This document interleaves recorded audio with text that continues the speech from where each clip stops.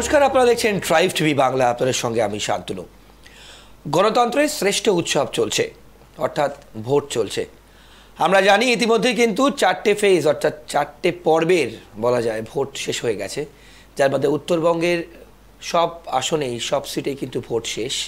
দক্ষিণবঙ্গে আমরা প্রবেশ করেছি এবং এর মধ্যেই অর্থাৎ এখন এই মুহূর্তে বঙ্গ রাজনীতি উত্তপ্ত হয়ে আছে বলা যায়। আমাদের সবার কৌতূহল এবং আমাদের সবার ইন্টারেস্ট যেখানে গিয়ে আটকে রয়েছে সেটা হচ্ছে যে এই ভোট উৎসবকে নিয়ে কি হতে যাচ্ছে।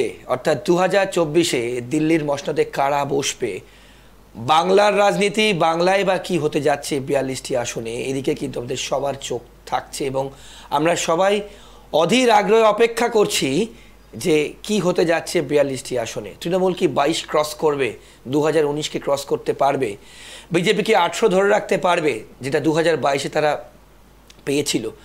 জোট সিপিএম এবং কংগ্রেস 19-এ হয়নি, 24-এ হয়েছে। কি হতে যাচ্ছে, তারা কি শূন্য থেকে কাউন্টডাউন শুরু করবে, কি হতে যাচ্ছে ভবিষ্যৎ, অর্থাৎ ভবিষ্যতে আমরা কি দেখতে পাচ্ছি, দিল্লিতে কাকে দেখতে পাচ্ছি, কোন দলকে দেখতে পাচ্ছি, কোন প্রধানমন্ত্রীকে দেখতে পাচ্ছি এবং কার হাতে রিমোট কন্ট্রোল থাকবে। ভোটের ভবিষ্যৎ, এই অনুষ্ঠানের নামকরণ আমাদের এই অনুষ্ঠানের, এবং আমরা এই ভোটের ভবিষ্যতে কি হতে পারে একটা আন্দাজ আপনাদের সামনে দেওয়ার চেষ্টা করব। এ নিয়ে আমাদের এই পর্বে আমাদের সঙ্গে রয়েছেন, পরিচয় করে দেব আপনাদের সাথে, প্রখ্যাত সাংবাদিক এবং পলিটিক্যাল অ্যানালিস্ট সুমন ভট্টাচার্য।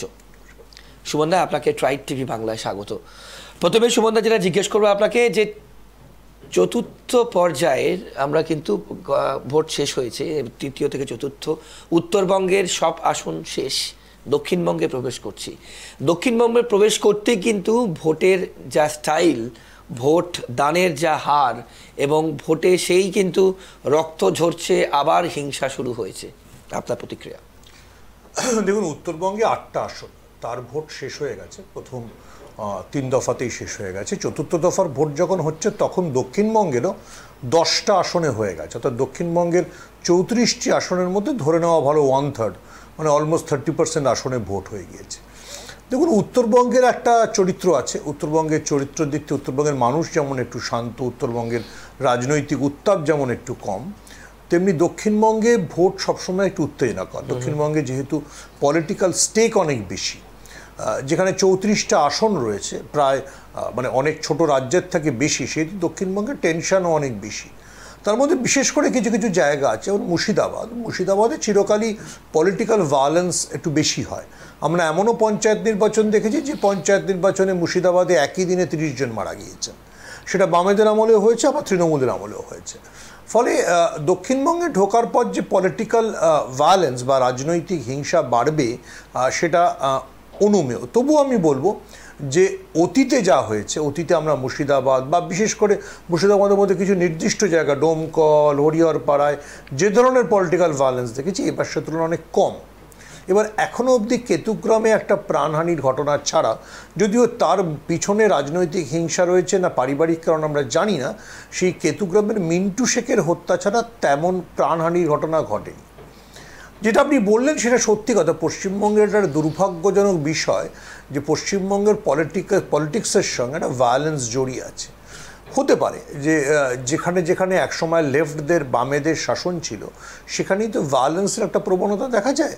যেহেতু বাম রাজনীতির সঙ্গে একটা মানে ভায়োলেন্সের মাধ্যমে ক্ষমতা দখলের একটা প্রক্রিয়া আছে, সেহেতু হয়তো পশ্চিমবঙ্গ, কেরালা এবং অধুনা ত্রিপুরাতেও এই পলিটিক্যাল ভায়োলেন্স দেখা যায়। এটা আরও তাৎপর্যপূর্ণ যে আগে যেসব রাজ্যে ভায়োলেন্স হতো, তো বিহার বা হরিয়ানা, তারা কিন্তু এই ভায়োলেন্সের বিষয়টাকে অতিক্রম করে গেছে। অর্থাৎ এখন আপনি আর বিহারে নির্বাচন হলে গুলি চলছে, মানুষ মারা যাচ্ছে, এগুলো খুব একটা দেখেন না। হরিয়ানাতে তো দেখাই যায় না। তো দুর্ভাগ্যজনকভাবে পশ্চিমবাংলা সেই রাজনৈতিক যে তার সংস্কৃতি, সেটাকে বদলে ফেলতে পারেনি। রাজ্যে হয়তো শাসন ক্ষমতা বদলেছে, হয়তো সিপিএমের জায়গায় তৃণমূল এসছে, কিন্তু পলিটিক্যাল ভায়োলেন্স এই রাজ্যে এখনও রয়ে গিয়েছে। সেক্ষেত্রে সুমন, একটু ইন্টারাপ্ট করে বলি, যেটা আপনি এক্ষুনি বললেন যে যেটা আমরা দেখে এসছি, অর্থাৎ হয়তো কালার চেঞ্জ হয়েছে, রং চেঞ্জ হয়েছে, বদলা না বদল চাই, সে আগের স্লোগান যা ছিল, কিন্তু আলটিমেট বটম লাইন কিন্তু সেই ভায়োলেন্স একই জায়গায় রয়েছে। দেখুন, পশ্চিমবঙ্গ যেহেতু একটু পলিটিক্যালি ভোলেটাইল স্টেট এবং এখানে যেহেতু পলিটিক্সের সঙ্গে অনেক কিছু স্টেক জড়িয়ে আছে, অর্থাৎ গ্রামে কন্ট্রোল, শিক্ষাক্ষেত্রে কন্ট্রোল, বিভিন্ন ক্ষেত্রে কন্ট্রোল, সেহেতু পশ্চিমবঙ্গে পলিটিক্সের সঙ্গে মানুষের স্বার্থ অনেক বেশি জড়িত। আপনি অন্য কোনো স্টেটে দেখবেন না পলিটিক্স এভাবে ডে টু ডে লাইফকে কন্ট্রোল করে। মহারাষ্ট্র বলুন, কর্ণাটক বলুন, সেখানে সরকার বদলে যায়, ক্ষমতার রং বদলায়, খুব নাগরিক জীবনের বদল ঘটে না। কিন্তু যেহেতু পশ্চিমবঙ্গে একটা দীর্ঘদিনের বাম শাসন ছিল এবং যেহেতু বামেদের একটা ঐতিহ্য রয়েছে যে কোনো কিছুকে কন্ট্রোল করা, এবং সেই কন্ট্রোলটা যেহেতু পলিটিক্যালি হয়, আপনি আমাদের রাজ্যে একমাত্র যেখানে স্কুলের পরিষদ নির্বাচনেও ভায়োলেন্স হয়। আমাদের রাজ্যে গত কয়েক বছর ধরে কলেজ নির্বাচন হয়ই না, ছাত্র সংসদের নির্বাচন হয়ই না। সো ইটস ব্যাড, কিন্তু কি করা যাবে, এটা আমাদের একটা দীর্ঘদিনের আমি বলবো যে ব্যাড কালচার, যেটাকে আমরা বয়ে বেড়াচ্ছি, যেখানে পলিটিক্যাল ভায়োলেন্স যে কোনো কিছুর জন্য আমি স্কুলে ক্ষমতা দখল, সমবায়ের ক্ষমতা দখল, ব্যাংকের, কোঅপারেটিভ ব্যাংকের ক্ষমতা দখল, সব কিছুতে একটা ভায়োলেন্সের সম্পর্ক আছে। আমাদের হয়তো আমাদের ডে টু ডে লাইফ বা দৈনন্দিন জীবনের সঙ্গে যেহেতু এত কিছু এতটা রাজনীতি জড়িত, ক্ষমতা কার হাতে থাকবে জড়িত, সেহেতু ক্ষমতা ধরে রাখার জন্য সবাই মরিয়া। বেশ, সুমনদা, যেহেতু ভোটের ভবিষ্যৎ আমাদের এই অনুষ্ঠানের নামকরণ, 4th ফেজের পর মোটামুটি এখনো পর্যন্ত আপনার প্রচুর ইলেকশন আপনি কভার করেছেন, সেক্ষেত্রে কি মনে হচ্ছে, পশ্চিমবঙ্গের ক্ষেত্রে না দেশের ক্ষেত্রে? পশ্চিমবঙ্গের ক্ষেত্রে আমরা যদি আগে দেখুন, পশ্চিমবঙ্গের ক্ষেত্রে যদি পশ্চিমবঙ্গের পলিটিক্স গত 6-7 মাস ধরে খুব ভোলেটাইল আছে। আপনি আমাকে ডিসেম্বরের আগে জিজ্ঞেস করতেন, তাহলে আমি বলতাম যে বিজেপির খুব একটা সম্ভাবনা নেই। কিন্তু পোস্ট ডিসেম্বর বিজেপি দুটি ইস্যুকে হাইলাইট করে খুবই সামনে চলে এসেছিল। প্রথমে অবশ্যই শিক্ষক নিয়োগে দুর্নীতি, এবং তারপরে হচ্ছে সন্দেশখালীর ঘটনা ঘটে 5 জানুয়ারি, তার 1 মাস বাদে সন্দেশখালীর মহিলারা রাস্তা নেমে বিক্ষোভ দেখাতে শুরু করেন। ফলে একটা সময় আমাদের মনে হচ্ছিল যে গতবার যে বিজেপির ট্যালি ছিল, তো বিজেপি যে রাজ্যে 18টি আসন পেয়েছিল, যদিও পরবর্তীকালে বাবুল সুপ্রিয় বিজেপি ছেড়ে তৃণমূলে চলে যাওয়াতে একটা আসনে বাই ইলেকশন হয়, আসানসোল তৃণমূল জিতে নেয়। কিন্তু আমি 18টাই ধরবো। সেই 18টি আসনকে বোধহয় এবার বিজেপি বাড়িয়ে নিতে পারবে। এবং পশ্চিমবঙ্গে ক্রমাগত রাজনৈতিক প্রচারে আসা অমিত শাহ একটা টার্গেটও সেট করে দিয়েছিলেন 35। আমার মনে হয় যে ইলেকশন ঘোষণার আগে মার্চ নাগাদ অনেকেরই মনে হতেও পারে যে পশ্চিমবঙ্গের বিজেপি 20 ছাড়িয়ে 25-এর কাছাকাছি পৌঁছে গেল। কিন্তু সারপ্রাইজিংলি আমি জানি না, সমস্ত কিছু তো সবসময় বোঝা সম্ভব হয় না। এবারের ভোট যেহেতু 7 দফায় ভোট যত শুরু হলো, তত ক্রমশ বিজেপির, যাকে আমরা বলি পলিটিক্যাল টেম্পো বা হাওয়া, সেটা বিজেপির ক্রমশ পিছিয়ে যেতে লাগলো। বিজেপি স্পেসিফিক কি রিজন আপনার মনে হয়? দেখুন, দুটো জিনিস আমার মনে হয়। একটা, প্রথমটা হচ্ছে যে সন্দেশখালী স্টিং ভিডিও, সেটা 3য় দফার আগে আসে, সেইটা বোধহয় বিজেপিকে প্রচণ্ড ব্যাকফুটে ফেলে দেয়। বাঙালির একটা অভ্যেস আছে, সে অভ্যেসটা অবশ্যই আমরা তো জাতি হিসেবে একটু আত্মাভিমানী। বাঙালিকে কেউ বোকা বানাচ্ছে, তাকে কেউ ভুল বোঝাচ্ছে, ভুল বোঝানো হচ্ছে, তাকে কেউ ঠকানোর চেষ্টা করছে, এটা বাঙালি খুব জাত্যাভিমানে নেয়।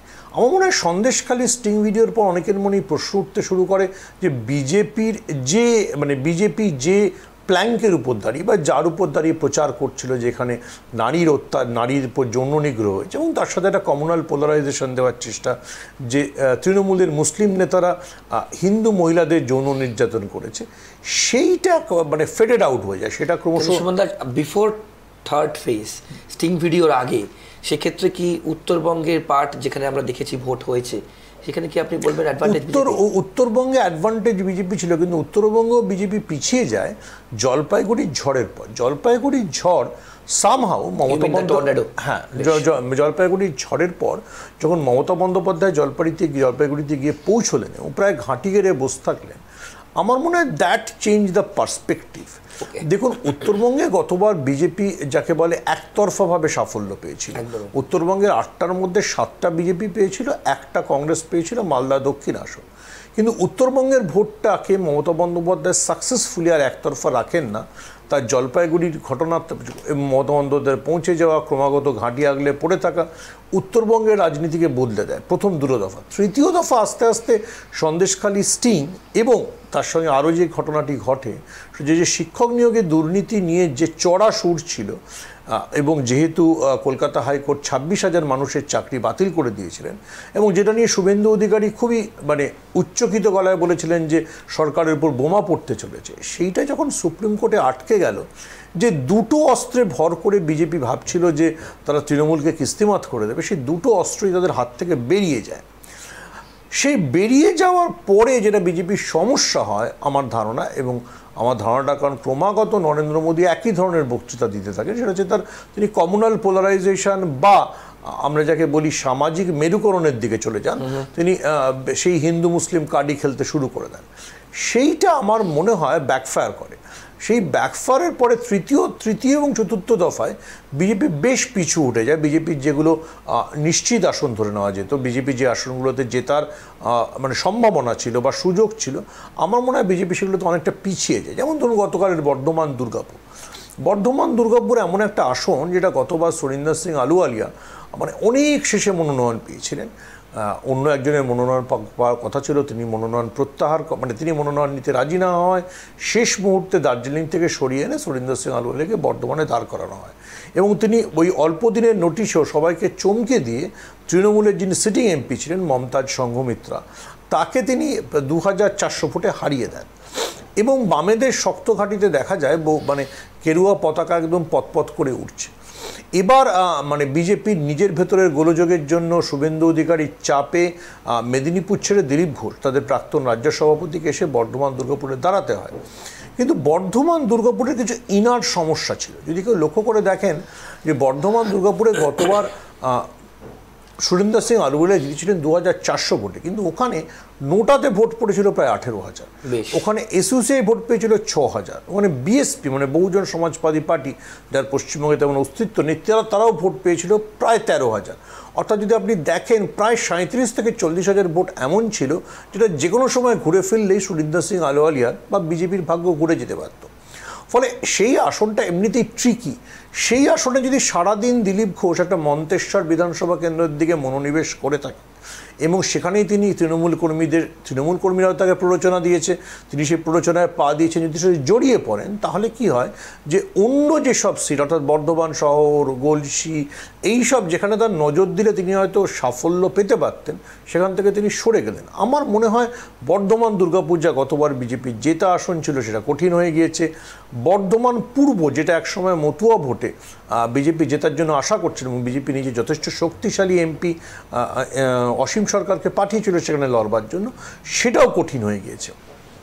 দেখুন গ্রাউন্ডে ভোট করানোর জন্য তো আপনার একটা দক্ষতা দরকার হয়, এটাতে কোনো সন্দেহ থাকার দরকার নেই যে বিজেপির একটা পশ্চিমবঙ্গে ভোট রয়েছে, কিন্তু সেই ভোটকে ইভিএম অবধি নিয়ে যাওয়ার জন্য যে সংগঠন দরকার, যে ক্রমাগত প্রচেষ্টা দরকার, সেটা বোধহয় বিজেপি ল্যাক করছে, সেটা বিজেপি এখনো অবধি গড়ে তুলতে পারেনি। বেশ সুমন্ত, যদি আমরা এটা ন্যাশনাল কনটেক্সটে যাই, বেঙ্গল থেকে ভোটের ভবিষ্যৎ, আর সেন্ট্রালে কিন্তু মোটামুটি এখনো পর্যন্ত যা বোঝা যাচ্ছে তাতে কিন্তু আরও একবার বিজেপি সরকার আসতে যাচ্ছে। যদি সেটা আসে, যদি আলটিমেটলি সেটা হয়, তাহলে কি পাচ্ছি আমরা এবং পাশাপাশি কি পাবো না আমরা? দেখুন আমি একটু ডিফার করবো, মানে ইলেকশন শুরুর আগে যেমন সমস্ত ওপিনিয়ন পোলই বলছিল যে বিজেপির ফেরাটা নিশ্চিত, তৃতীয় দফার ভোট আস্তে আস্তে, কারণ তৃতীয় দফার ভোট হতে হতে রাফলি হাফ মানে অর্ধেক আসনে ভোট হয়ে গেছে, তাতে এটা বোঝা যায় যে বিজেপি যতটা যা দাবি করছিল সেটা সম্ভব হচ্ছে না। আমার ধারণা, আপনি বলছেন 400-র কথা, 400 কেন 370ও হবে না। বেশ, চতুর্থ দফার পরে মোটামুটি সবাই মোটামুটি নিশ্চিত। একটু ইন্টারাপ্ট করি, সেক্ষেত্রে সম্বন্ধে সিঙ্গেল লার্জেস্ট পার্টি থাকছে? বিজেপি অবশ্যই সিঙ্গেল লার্জেস্ট পার্টি থাকবে, কিন্তু বিজেপির সিঙ্গেল লার্জেস্ট পার্টি থাকলেও এই মুহূর্তে যে রাজনৈতিক সমীকরণ, বিজেপি যদি 250 না পেরোয় তাহলে বিজেপির পক্ষে সরকার করা মুশকিল, কারণ এনডিএতে আর কোনো বড় শরিক নেই। এনডিএর দুটি দল ভালো করবে, একটি দল হচ্ছে অবশ্যই তেলেগু দেশম পার্টি, যারা অন্ধ্রে এবার বিজেপির সঙ্গে জোট করেছে। যেহেতু অন্ধ্রে জগন রেড্ডি ক্ষমতায়, তার বিপরীতে দাঁড়িয়ে চন্দ্রবাবু নাইডু টিডিপি ভালো করবে এবং ওখানে প্রজা কল্যাণ পার্টিও ভালো করবে, কিন্তু তার বাইরে বিজেপির কাছে কোনো জোট সঙ্গী নেই। ফলে চতুর্থ দফা আস্তে আস্তে আমরা প্রায় 2/3 আসনে ভোট হয়ে গেছে। এটা অনেকেই মনে করছে, শুধু আমি মনে করছি বা দুই একজন সেফোলজিস্ট মনে করছে তা না। আপনি যদি দেখেন আজকে সকালেরও খবর হচ্ছে যে শেয়ার বাজারে একদম মানে ধস নেমে গেছে, গতকালও নাম ছিল। এবং খোদ স্বরাষ্ট্রমন্ত্রী অমিত শাহকে বলতে হয়েছে যে সবাই নার্ভাস না হন, কারণ লোকের মনে এই ধারণা হয়ে গেছে যে মানে বিজেপি প্রথমত তত আসনে জিতছে না। আর যদি বা বিজেপি, আমি যদি শব্দটা ব্যবহার করি, যদি বা বিজেপি কান ঘেঁষে সরকার করতে সমর্থ হয়, কান ঘেঁষে, তাহলেও তাকে অন্য দলের যে সাপোর্ট নিতে হবে তাতে ওই নরেন্দ্র মোদীর শক্তিশালী সরকারের স্লোগান আর টিকবে না। ফলে এই যে অবস্থা, সেই অবস্থাটায় অর্থনীতি একটু মানে কি বলবো, আমি বলবো অর্থনীতি একটু অন্য পথ দিয়ে হাঁটছে এবং শেয়ার বাজারে একটা চাপ তৈরি হয়ে গেছে। এবং শেয়ার বাজার তো সবসময় এক ধরনের এক্সপেকটেশনের উপরে থাকে, সেই এক্সপেকটেশনটা কিছুটা সেটাই ইন্ডিকেট করছে, আপনি সেটা বলতে চাইছেন। এবং মানে প্রথমে নির্মলা সীতারমণ বিবৃতি দিয়ে বললেন যেরকম মনে করার কোনো কারণ নেই যে বিজেপি খারাপ ফলাফল করবে, তারপরে তাতেও শেয়ার বাজারের ধস আটকালো না, খোদ অর্থমন্ত্রীর আশ্বাসের পরও আটকালো না। ফলে আজকে সকালবেলা স্বরাষ্ট্রমন্ত্রী অমিত শাহকেও বিবৃতি দিতে হয়েছে, তাতেও আমার ধারণা আটকাবে না। কারণ এখনো অবধি যা গ্রাউন্ড রেজাল্ট, তাতে এটা নিশ্চিত যে বিজেপি গতবার নিজেরা যত আসন জিতেছিল, নিজেরা যত আসন জিতেছিল তার থেকে অন্তত 75টা লুজ করছে। তাহলে বিজেপি গতবার পেয়েছিল 305, বিজেপি যদি 75টা লুজ করে বিজেপি 220-25-এ আটকে যাবে। এনডিএকে নিয়ে হয়তো বিজেপি মানে খুব টানাটানি করলে 260-এর কাছাকাছি থাকতে পারে। ফলে সেইটা হয়তো একটা নতুন ধরনের রাজনৈতিক সমীকরণ বা সম্ভাবনার দিকে ইঙ্গিত দিচ্ছে, যেটা বিজেপি যেটা দাবি করেছিল যে আমরা 350 পেরিয়ে যাব বা 400 পেরিয়ে যাবো, সেটা দূরস্থান। হয়তো বিজেপির পক্ষে খুব ক্লোজ, মানে যদি বা বিজেপি সরকার করতে পারে, মানে একদম কান ঘেঁষা যে সরকারকে প্রতিদিন টালমাটাল পরিস্থিতির মধ্যে দিয়ে যেতে হবে। বেশ, সুমনদা, যদি আমরা রাজ্যে ফিরে আসি, আমাদের পঞ্চম, ষষ্ঠ এবং সপ্তম তৃণমূলের গড় বলতে যা বোঝায় দক্ষিণবঙ্গ, সেক্ষেত্রে এই তিনটে ফেজে এখনো পর্যন্ত, চতুর্থ ফেজ পর্যন্ত যেটুকু সেটব্যাক, আমি এই কথাটাই বলছি, তৃণমূলের পক্ষে যদি হয়েও থাকে, 5, 6, 7 কি সেটা রেকটিফাই করার জায়গা চলে এলো? দেখুন, তৃণমূল চরিত্রগতভাবে তার 1998 সালে তার প্রতিষ্ঠার সময় থেকেই মূলত একটা দক্ষিণবঙ্গের দল। তৃণমূলকে ক্রিটিসাইজ করার সময় এটা বলাও হয় যে তৃণমূলের অধিকাংশ নেতা, মন্ত্রী, সাংসদ বেসিক্যালি মমতা বন্দ্যোপাধ্যায়ের বাড়ির 2 কিলোমিটার রেডিয়াসের মধ্যে, অর্থাৎ দক্ষিণ কলকাতায় থাকে। বেশ, একটা পরিসংখ্যান দিলে দেখা যাবে তৃণমূলের মন্ত্রিসভার 17 জনই দক্ষিণ কলকাতায় থাকে। অনেকদিন আগে অনিল বিশ্বাস একবার প্রকাশ্যেই বলেছিলেন, আমাদের সাক্ষাৎকার থেকে বলেছিলেন যে তৃণমূল বেসিক্যালি গাঙ্গেয় দক্ষিণবঙ্গের দল। তো গাঙ্গেয় দক্ষিণবঙ্গ তৃণমূলের শক্ত ঘাঁটি।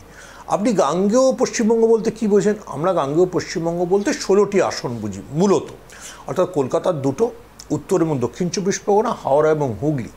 আপনি যদি লক্ষ্য করে দেখেন, গতবারও এই 16টি আসনে বিজেপি খুব দাঁত ফোটাতে পারেনি, একমাত্র হুগলির একটি আসন পেয়েছিল আর ব্যারাকপুর পেয়েছিল। আমি বনগাঁকে নদিয়ার মধ্যেই ধরছি, আপনি যদি বনগাঁকে ধরেন তাহলে 3টে, মানে বাকি 13টা আসনে তৃণমূলের দিকে গেছিল।